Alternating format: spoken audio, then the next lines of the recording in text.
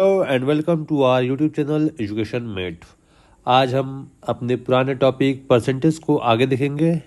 आज के इस वीडियो में हम परसेंटेज के एडवांस क्वेश्चंस को देखेंगे और इस तरह के क्वेश्चंस एग्जाम में हमेशा ही पूछे जाते हैं।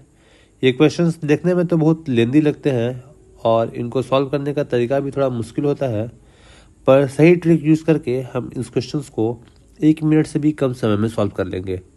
तो देखते हैं आज का अपना पहला question. If there is a 20% reduction in the price of wheat, then the housewife can buy 10 kg more wheat in rupees 600. Then what are the new price and old price of wheat? तो बोला गया है, यदि गेहूं की कीमत में 20% की कमी हो तो एक गृहिणी 600 रुपये में 10 किलो अधिक गेहूं खरीद सकती है। तो गेहूं की नई कीमत और पुरानी कीमत क्या है? तो अब ये क्वेश्चन देख के तो हाथ पाँव फूलने लग गया होगा कैसे सॉल्व करना है। तो इस क्वेश्चन के लिए एक ट्रिक देता हूँ, ये ट्रिक लिख लीजिए। न्यू प्राइस, ठीक है, जिसमें पूछा गया है पुराना और नया कीमत। तो न्यू प्राइस निकालने का ट्रिक है, new price is equals to क्या है, रुपीज़, ठीक है, into percentage by quantity into 100, ठीक है। इसमें कैसे कैसे वैल्यू पुट करेंगे? सबसे पहले पैसा, कितना रुपया का बात हो रहा है, ये जो रुपया है इस वैल्यू को पुट करेंगे यहाँ पर।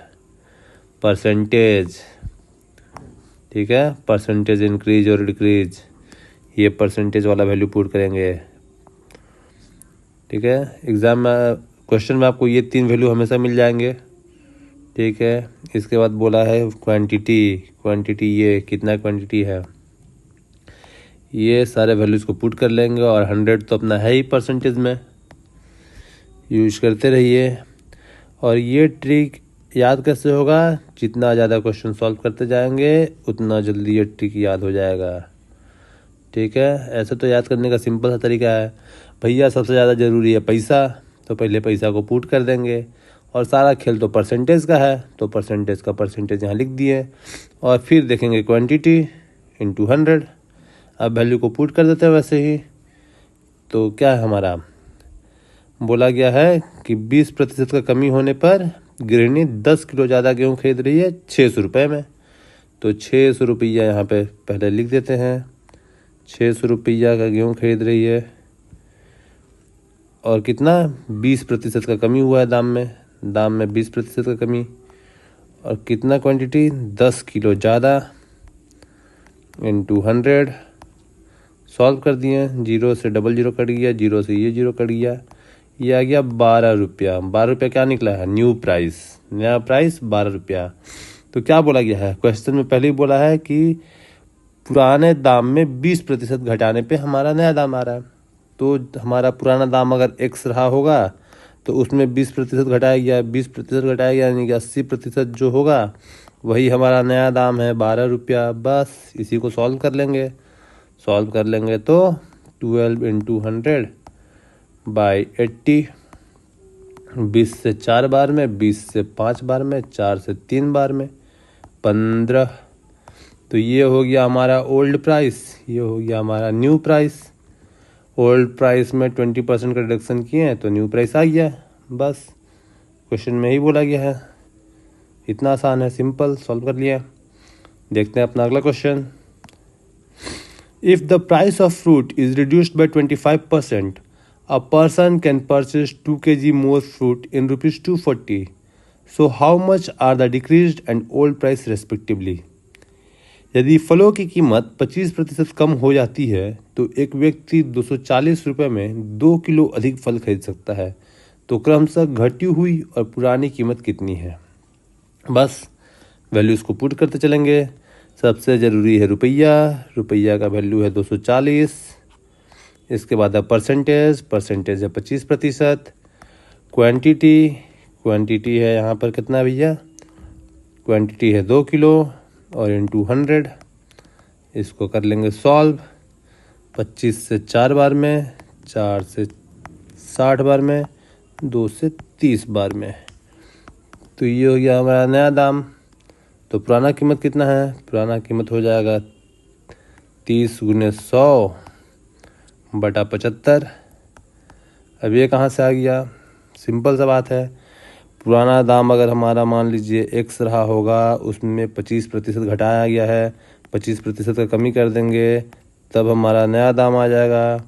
और यही नया दाम है। बस यहाँ पे 1 सेकेंड, ये हमारा नया दाम आ जाएगा। और ये नया दाम कितना है हमारा, 30 रुपया। बस इसी को सॉल्व कर लिया, ठीक है। पुराना दाम x है, x में 25% का कमी किए हैं, 75%, वही हो गया 30 रुपया। इसी क्वेश्चन को सॉल्व कर लेंगे। यहाँ पे 15 से 2 बार में 30, 15 से 5 बार में 75, 5 से 2 बार में बस 40।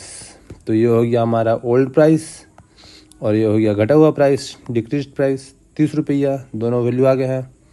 देखते हैं अगला question. When the tea price reduced by 10%, one person can buy 250 gram more tea in rupees 270.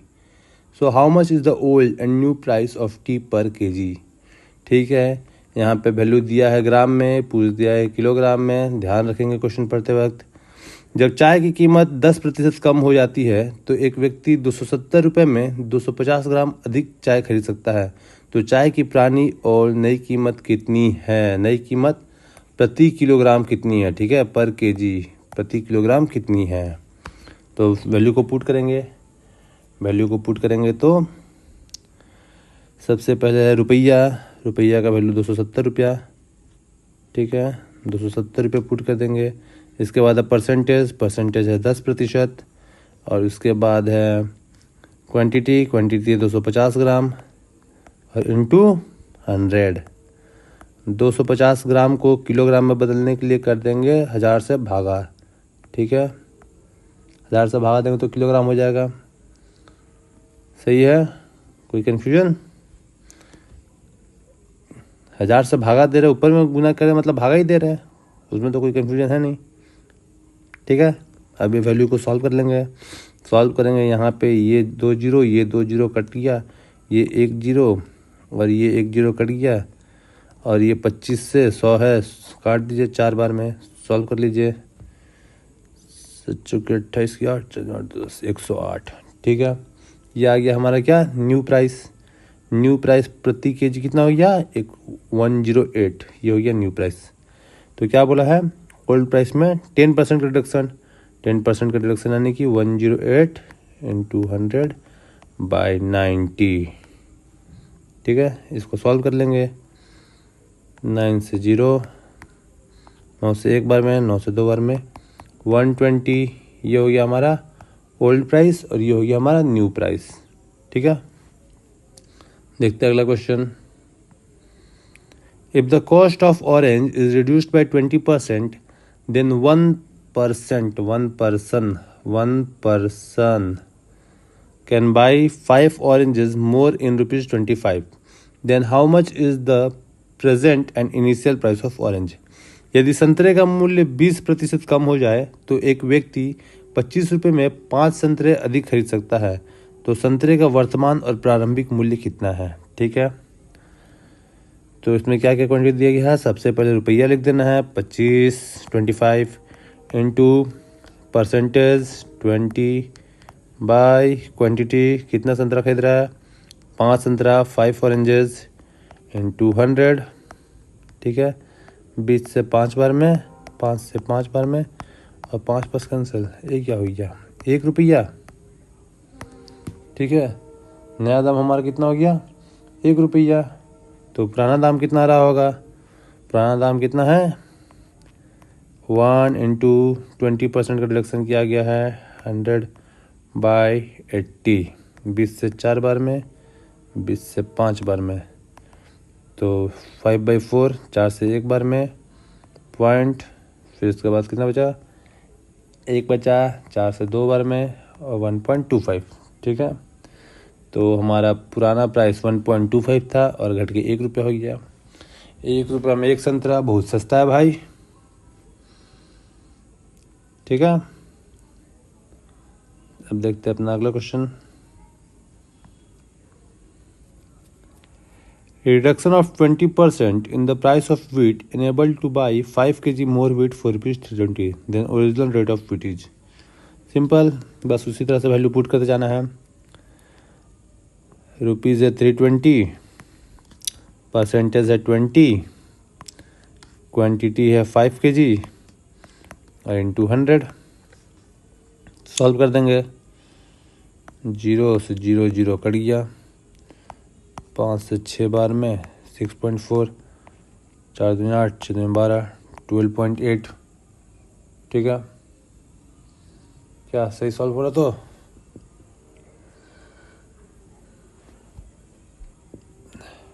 कोई कंफ्यूजन?